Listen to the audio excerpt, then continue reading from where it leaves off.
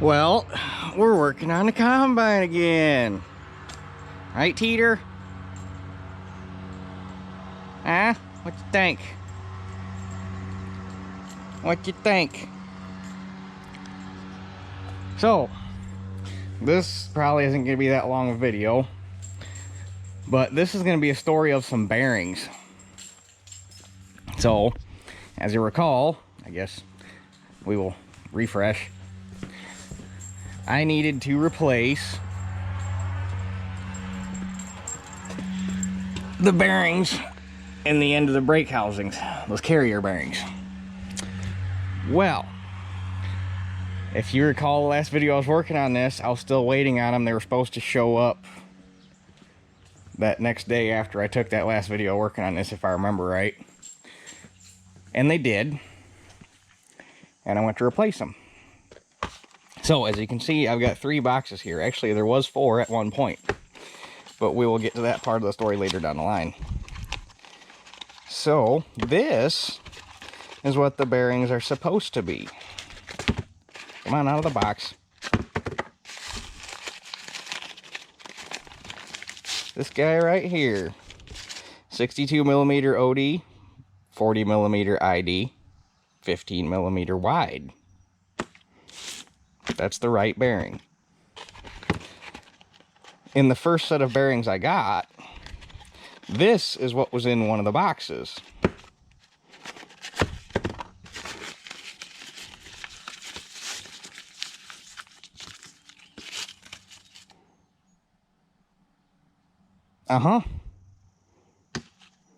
It is. I mean, they got one right. It is, as far as I can tell. I didn't actually measure it because of why bother measuring it. It is 62mm OD. It might actually even be... No, it's more than 15mm wide. But yeah, it's you're not gonna... No, that's no. And the part number on the box, which the tag fell off, but the part number on the box did match. It was the W9111190. It was the right part number. But yeah. So that was one of them. The other one, we got to do a little bit of work to show you because the other one's on the combine. And the other one was not right either, which is why now I have 2 boxes with these bearings in them because they are the right bearings. So, I'm going to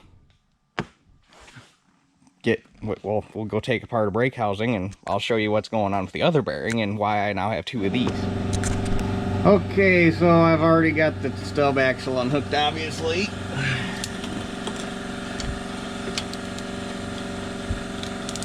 I'm pretty sure at some point this cover plate has been changed on this thing because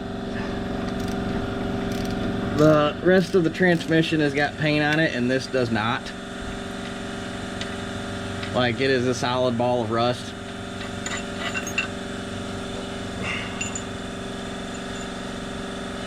So I don't know if that's...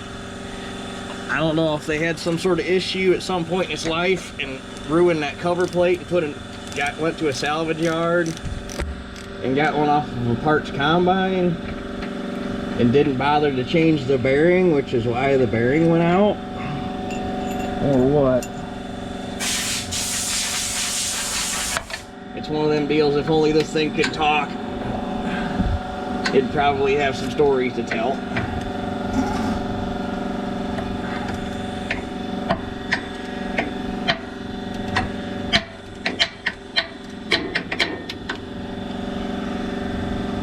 And they were not real nice to you on this. The other side's all nice and out in the open. They were not real nice to you on this one. You gotta, it came out real easy because all the balls fell out of the bearing and I just took it apart in 2 pieces. Well, going back in was a little different story. I found there's a trick you gotta do.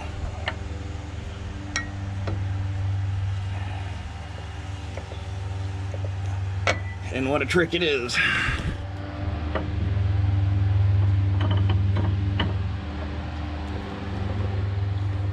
So there's the snap ring. This part is fun because you can't really see what you're doing. And I gotta find the other side of the snap ring now.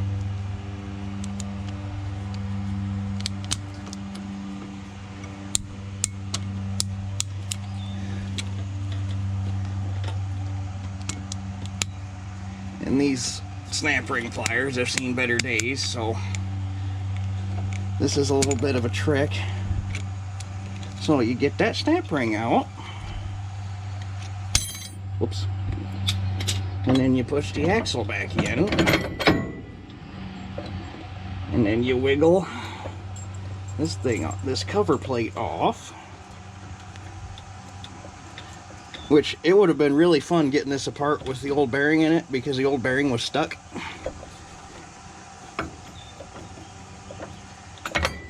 And then you get that off. And then you can pull the axle out.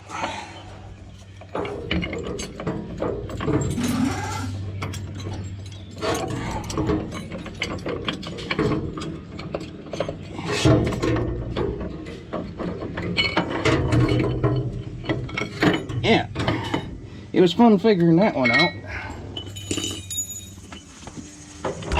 Now we'll get this bearing pushed off,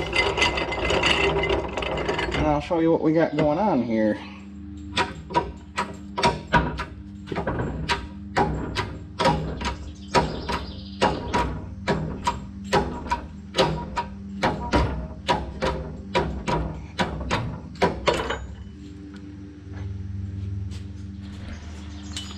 So this is the bearing that I just had on there.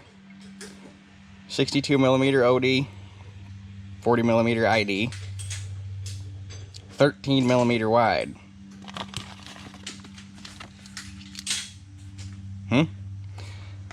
So this is the bearing that I could have got just off the shelf from the bearing warehouse, because this was the one that he could match up. Because this is a custom made bearing. The number that comes with this bearing does not match an off the shelf part. They had it custom made, because the OD, to get a 40mm ID with this width on this bearing, you would have had to have had a 68mm OD. So the 62 is what makes this a custom bearing. So I could have got this 40 by 62 by 13 right off the shelf. This is what came with that other bearing. So we figured, well, AGCO just didn't feel like having the right bearing made, so they just got an off-the-shelf bearing and superseded the part number, and this was what you got when you had that part number. So we had the one good bearing, and I had the one bearing that the balls were about to fall out of, and they did fall out when I went to take it apart. So Dad made up these spacers to take up the other 2mm, and we put that bearing in it, and I ordered another bearing that we thought was going to show up and be like this, so Dad actually made 2 sets of spacers to do the other side of the transmission, and this was the bearing that showed up, which is the correct one. So I called, got 2 of them coming, and I've already had everything open. I got 2 of the right bearings now. So I do not know what the heck the odds would have been that I ordered 2 of the same bearing, and I not only got 2 different bearings, but 2 of the wrong bearings. So I really felt bad. It seemed like there was like a 4-day stretch. I was coming home every day, finding stuff in UPS and calling Maybaugh, and I felt really bad for Emily, because she was the one I was dealing with on this, because every day I called her with more bad news on bearings. But we got it all sorted out. I told them that I had already had this bearing in the transmission, and it had been gone roundy around a little bit, and they were fine with it. So they sent me those bearings free of charge, and they sent me a shipping label, and I'm going to send this bearing back and that other bearing back, and we're going to put it back together with the right bearings, and everything is going to be kosher.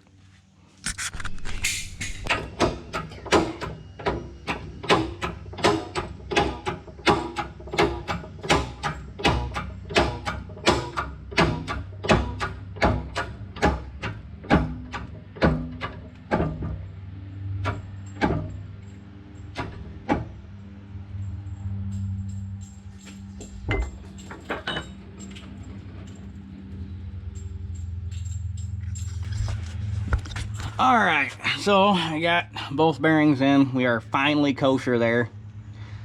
Finally.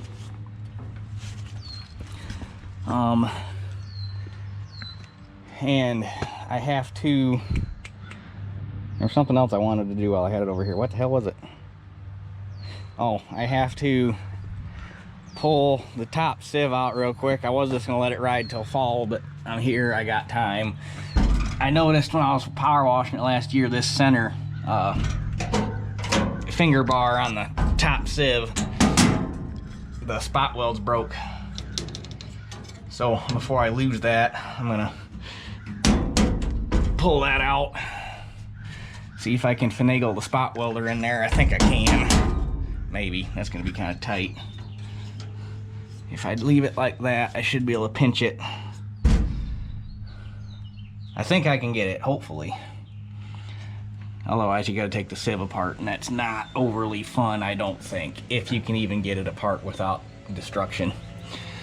So, actually, for that, damn. Well, actually, for that matter, I might be able to leave the damn thing in the combine, because this flips up, and our spot welder's handheld. I might be able to fix this right in the combine. We'll just have to pull this off, and you pull these wing nuts off, and then this back section of the this is actually the chaffer. This back section will tilt up if you're in something that's thrashing hard or real heavy fodder. You tilt this up and it creates like a dam, so the trash has to work harder to get off the sieve. Sorry about the leaf blower. So the other thing that we had to do on this, that actually we did already, but I didn't get it on video because it turned into a shit show. So the day before I thought I was going to be cutting wheat, was going over this thing, getting it ready, and was around here, and I was hitting these grease zerks, and I just so happened to look through the hole in the side of the feeder house at the feeder drum, or at the lower chain drum, and that bearing was out, like no balls in it whatsoever. It was race on race. So that turned into a shit show. Luckily, it's just a standard 1 3/8 flange bearing with a eccentric locking collar, so it's a standard agricultural bearing. So rather than having to call it the Maybaugh, I drive past a Greenmark John Deere dealer on the way back, on the way home from work every day. So I called them, and luckily they had 2 on the shelf with brand new flanges, and the ones that were in it were just standard 3-bolt flange sealed bearings. The ones that Greenmark had, they didn't have any sealed ones. They had greasable ones.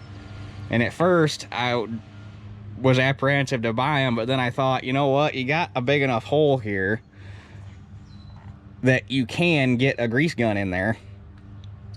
So I got greasable bearings, so now that those should hopefully last a lot longer, because you can actually, those are actual greasable flange bearings. So you got to get the drum just in the right spot, because the gun has to go right here in this corner, but you can get a gun in there and grease those bearings now.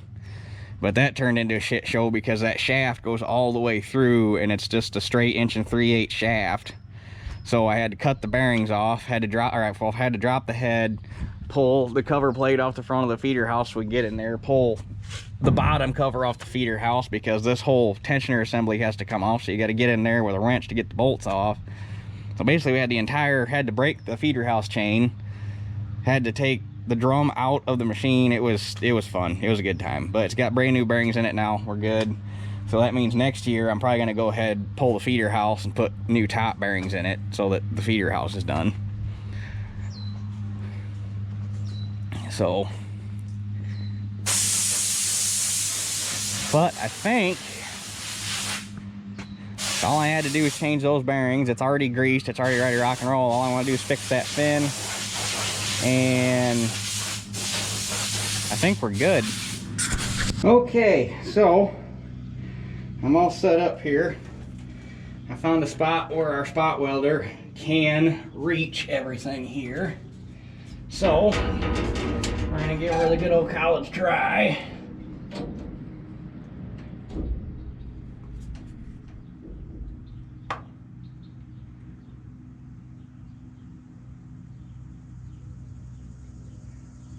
Hopefully this thing still works. It hasn't been used in forever.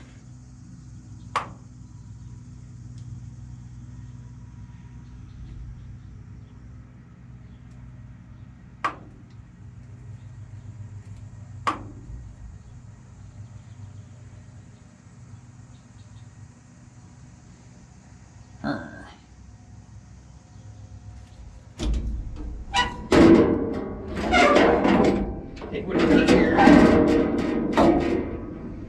we are not making contact.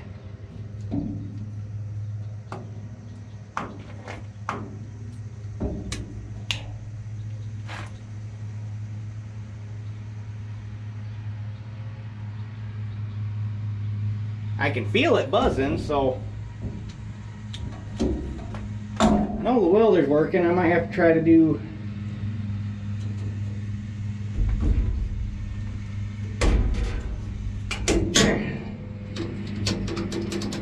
thinking it was going to be clean enough, but I might have to do a little bit of cleaning, huh? Okay, I did a little work with a wire brush, so let's try this again, huh?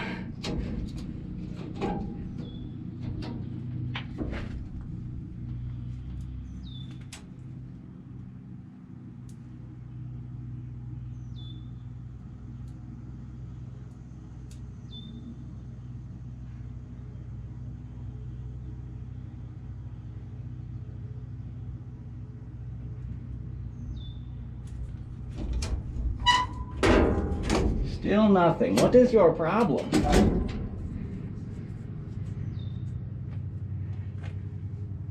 Let's try a little different spot, huh?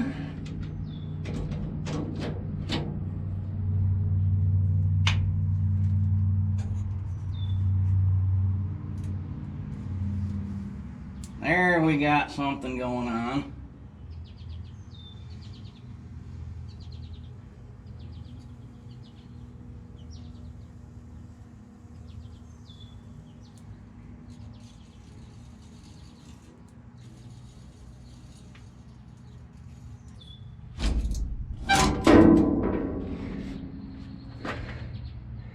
Apparently we're arcing off of too many things, maybe?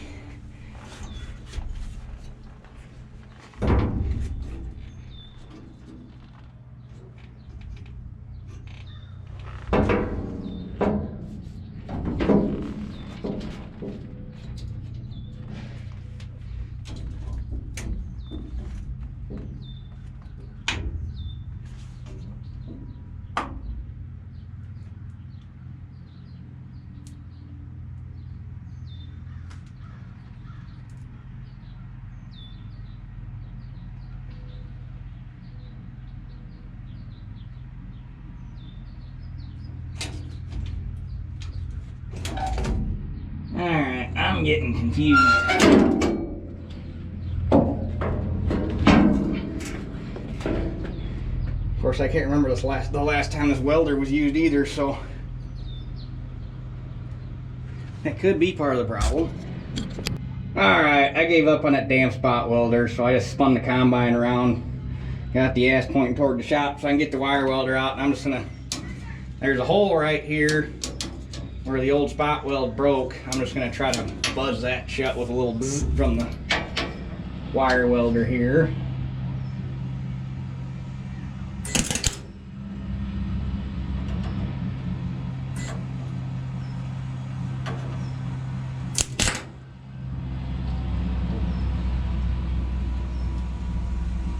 Well, that was kind of a type of weld, eh? Didn't even really stick.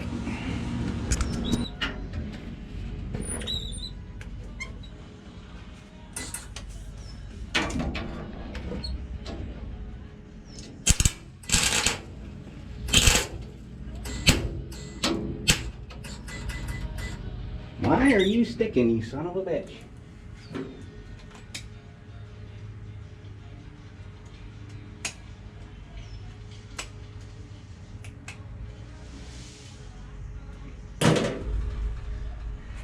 Tip on the welder getting a little rough, that's why it's sticking.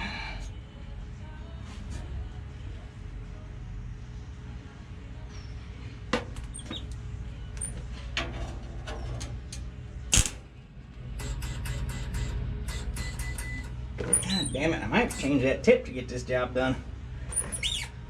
It keeps wanting to stick inside the gun.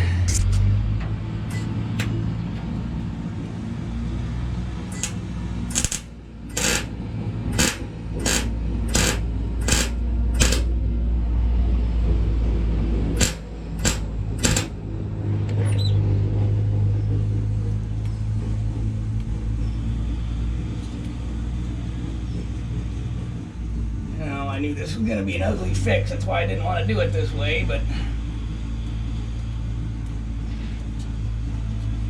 you can't get the damn thing to stick with a spot welder. It's kind of what you're stuck with.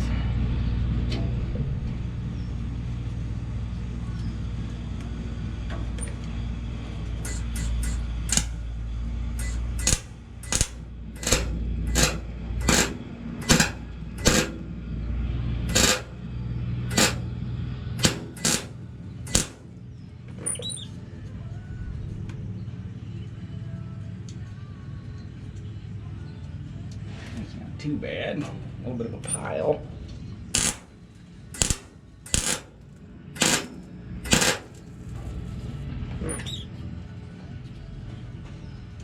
Yeah, that's not terrible.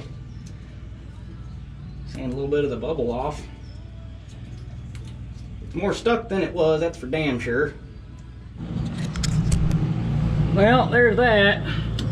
It ain't pretty, but it's stuck, so. But with that,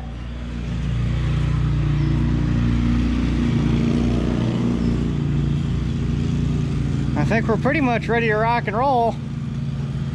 So I run this thing over the field and park it so it's ready to go again. And probably come back and finish putting Dad's grain truck together, because the new low radiator hose for that will not be here till Thursday, and I'd really like to be cutting wheat before Thursday. And Dad wants to have the radiator done in it anyhow, so it's not like we're not going to drain it back down, so when we pull the radiator we can do the lower radiator hose. So anyway, I guess that does it for this one. I'll catch you guys on the next one, which for real this time will hopefully come Tuesday actually be cutting wheat. Fingers crossed.